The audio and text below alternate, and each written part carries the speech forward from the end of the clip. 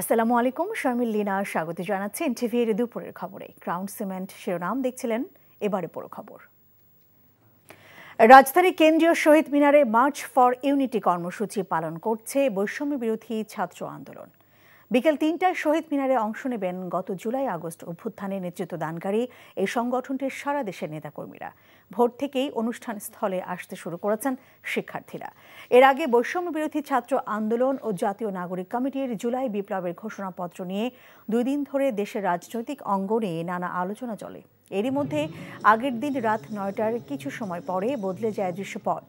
সরকার পতনের প্রায় ৫ মাসের কাছাকাছি সময় এসে সরকার ঘোষণা দেয় অভ্যুত্থানের ঘোষণাপত্র সরকার দেবে, তবে কিছুদিন পরে সোমবার রাতেই জরুরি মিটিংয়ে বসে বৈষম্য বিরোধী ছাত্র আন্দোলনের কেন্দ্রীয় নেতারা। রাজধানী বাংলা মোটরে নিজেদের কার্যালয়ে রাত পৌনে ২টার দিকে সংবাদ সম্মেলন করে জানানো হয়, মঙ্গলবার বিকেল ৩টায় কেন্দ্রীয় শহীদ মিনারে মার্চ ফর ইউনিটি কর্মসূচি পালন করা হবে।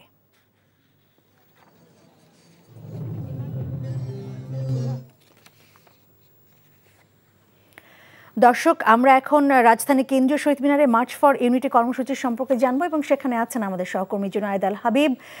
জুনায়েদ, মার্চ ফর ইউনিটি কর্মসূচির সবশেষ কি তথ্য আছে আপনার কাছে?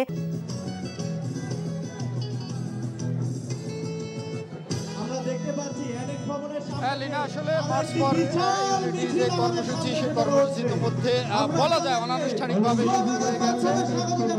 এখানে আমরা দেখছি যে দলে দলে আসলে মিছিল নিয়ে ছাত্র জনতা কেন্দ্রীয় শহীদ মিনার প্রাঙ্গণে জড়ো হচ্ছেন এবং এখানে বিশেষ করে কিছুক্ষণ আগ থেকে আমরা যেটা দেখেছি যে মূলত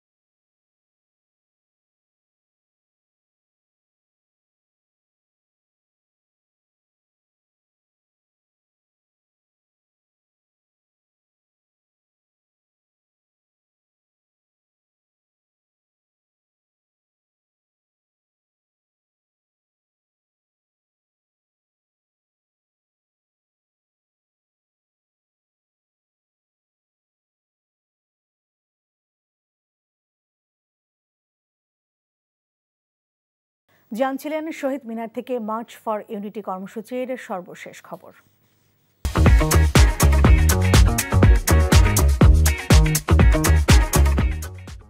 সদ্যপ্রয়াত ভারতের সাবেক প্রধানমন্ত্রী মনমোহন সিং এবং মার্কিন সাবেক প্রেসিডেন্ট জিমি কার্টারের প্রতি শ্রদ্ধা জানিয়েছেন অন্তর্বর্তীকালীন সরকারের প্রধান উপদেষ্টা অধ্যাপক মোহাম্মদ ইউনূস। সকালে রাজধানী ভারতীয় হাই কমিশনে গিয়ে সেখানে স্থাপিত মনমোহন সিংয়ের প্রতিকৃতিতে ফুল দিয়ে শ্রদ্ধা জানান ডক্টর ইউনূস। সেখানে রাখা শোক বইতে মন্তব্য লেখেন তিনি। ঢাকায় নিযুক্ত ভারতীয় হাই কমিশনার প্রণয় ভার্মা এ সময় সেখানে উপস্থিত ছিলেন। মনমোহন সিংয়ের সাথে নিজের বন্ধুত্বের কথা উল্লেখ করতে গিয়ে প্রধান উপদেষ্টা হাই কমিশনারকে বলেন, মনমোহন সিং যেমন সহজ সরল ছিলেন তেমনি জ্ঞানী ছিলেন। গত সপ্তাহে দিল্লিতে মারা যান টানা 2 মেয়াদে ভারতের প্রধানমন্ত্রীর দায়িত্ব পালন করা অর্থনীতিবিদ ডক্টর মনমোহন সিং। তার মৃত্যুতে ভারত সরকার 7 দিনের শোক কর্মসূচি পালন করছে। পরে প্রধান উপদেষ্টা মার্কিন দূতাবাসে গিয়ে সদ্যপ্রয়াত মার্কিন সাবেক প্রেসিডেন্ট নোবেল জয়ী জিমি কার্টারের প্রতিকৃতিতে ফুল দিয়ে শ্রদ্ধা জানান। সেখানেও তিনি শোক বইতে মন্তব্য লিপিবদ্ধ করেন। মার্কিন chargé d'affaires Megan Bolton এ সময় সেখানে উপস্থিত ছিলেন। জিমি কার্টারের জর্জিয়ার বাড়িতে যাওয়ার কথা স্মরণ করেন ডক্টর ইউনূস। একই সাথে 1986 সালে কার্টারের বাংলাদেশ সফর এবং কার্টার সেন্টারের বাংলাদেশের কার্যক্রমের কথা উল্লেখ করেন অন্তর্বর্তী সরকারের প্রধান উপদেষ্টা।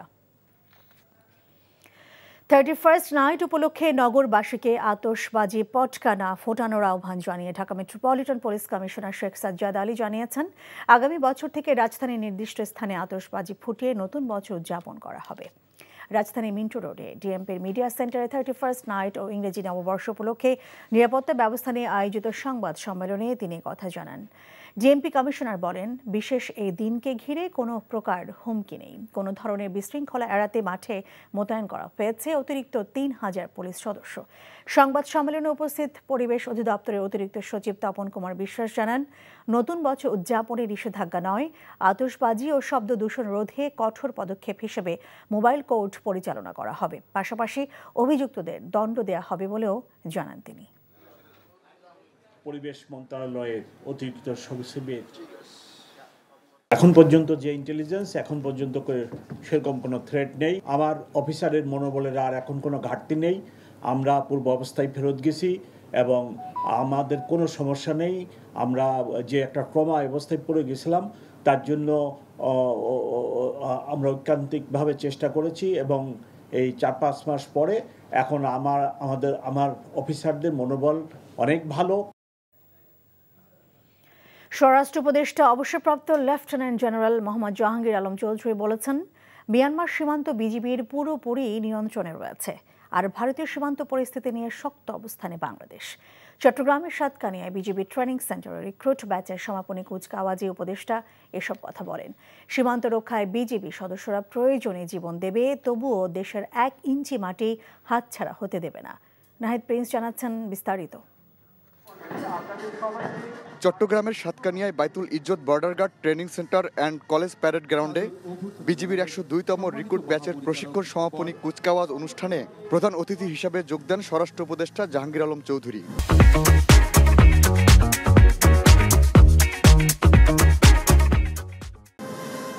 সীমান্তের অতন্দ্র প্রহরী হিসাবে দেশের জন্য জীবন উৎসর্গ করার শপথ নেন নবীন সৈনিকরা।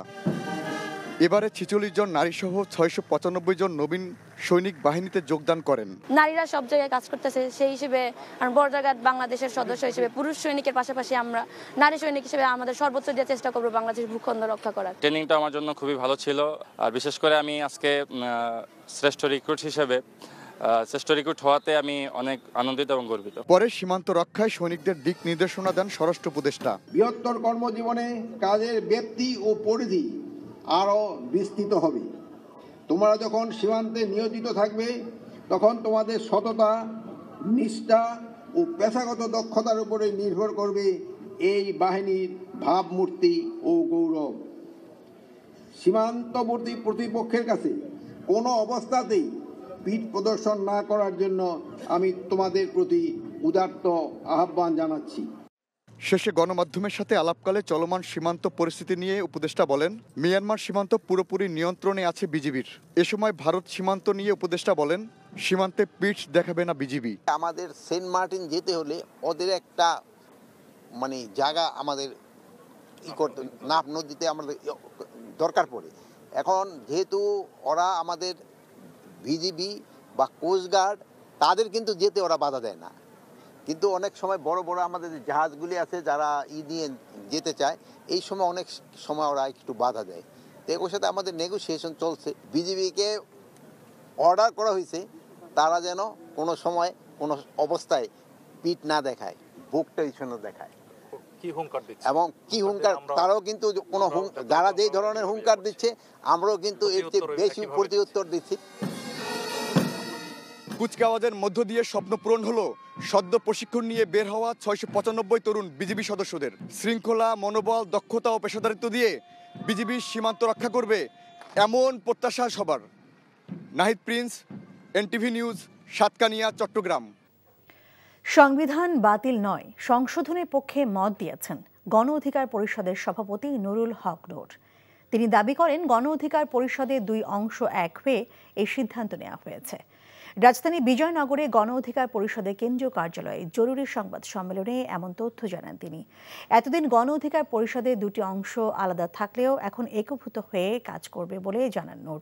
এক প্রশ্নের জবাবে তিনি বলেন, 71-এর মুক্তিযুদ্ধের অর্জনের সাথে কোনো কিছু তুলনা করা চলে না।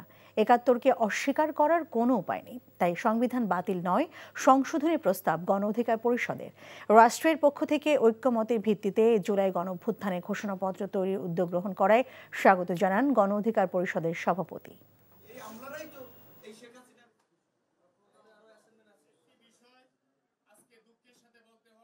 মুক্তিযুদ্ধের পরের সংবিধানকে তো আমরা অস্বীকার করতে পারবো না, মুক্তিযুদ্ধকে তো আমরা অস্বীকার করতে পারবো না। একটা জাতি জীবনে একবারই স্বাধীন হয়, ৭১কে অস্বীকার করার কোনো উপায় নেই। আর ২৪ কিংবা ১৮ কিংবা ৯০ এর সাথে কিন্তু ৭১-এর তুলনা হয় না। ৭১ আমাদের জন্ম হয়েছে, পরবর্তী ধাপগুলো আমাদের বিকাশের পথ। কাজেই সেই ক্ষেত্রে ৭১-এর সাথে কোনো কিছুর তুলনা করা চলে না। সংবিধানের সংশোধনের বেশ কিছু প্রয়োজনীয়তা আমরা উপলব্ধি করেছি। রাজনৈতিক দলগুলো আলাপ আলোচনা করে তাদের মতামত সংবিধান সংস্কার কমিটির কাছে দিয়েছে। আশা করি সেটা একটা বাস্তবায়ন আমরা দেখতে পাব। প্রধান নির্বাচন কমিশনার এএমএম নাসির উদ্দিন বলেছেন, স্থানীয় সরকার নির্বাচন নয়, জাতীয় নির্বাচনকে সামনে রেখে কাজ করছে নির্বাচন কমিশন। কুমিল্লা আঞ্চলিক নির্বাচন কার্যালয়ে কর্মকর্তাদের সাথে ভোটার তালিকা হালনাগাদ ও ত্রয়োদশ জাতীয় সংসদ নির্বাচন সংক্রান্ত মত বিনিময় সভায় সিইসি এসব কথা বলেন। এ সময় প্রধান নির্বাচন কমিশনার আরও বলেন, প্রধান উপদেষ্টার বক্তব্যের আলোকেই নির্বাচনের প্রস্তুতি নিয়ে কাজ চলছে। এখন ভোটার তালিকা হালনাগাদ, তালিকা থেকে মৃত ও রোহিঙ্গাদের বাদ দেয়া তরুণদের ভোটার তালিকায় যুক্ত হতে উৎসাহিত করছে নির্বাচন কমিশন। আমরা জাতীয় নির্বাচনকে সামনে রেখে আমাদের প্রস্তুতি এগিয়ে দিচ্ছি। আমাদের পক্ষ থেকে সুনির্দিষ্ট কোনো দিনক্ষণ আমরা এখনো নির্ধারণ করি নাই। আমরা মাননীয় প্রধান উপদেষ্টা যে ইঙ্গিত দিয়েছেন ওনার 16 তারিখের বক্তৃতায়, সেটার আলোকেই প্রস্তুতি নিচ্ছি। সংস্কার কমিশনের রিপোর্টগুলো পেলে হয়তো একটা আন্দাজ করা যাবে যে কবে নাগাদ ইলেকশন হতে পারে। এই ছিল দুপুরের খবরে। এই খবরে ভিডিও সহ আপডেট জানতে ভিজিট করুন এনটিভি অনলাইন www.ntvbd.com। এছাড়াও এনটিভি জনপ্রিয় সব অনুষ্ঠান ও খবরের আপডেট জানতে ভিজিট করুন আমাদের ইউটিউব ও ভেরিফাইড ফেসবুক পেজ। 5টা দেশের খবর দেখার আমন্ত্রণ রইল। এতক্ষণ সঙ্গে থাকার জন্য ধন্যবাদ সবাইকে।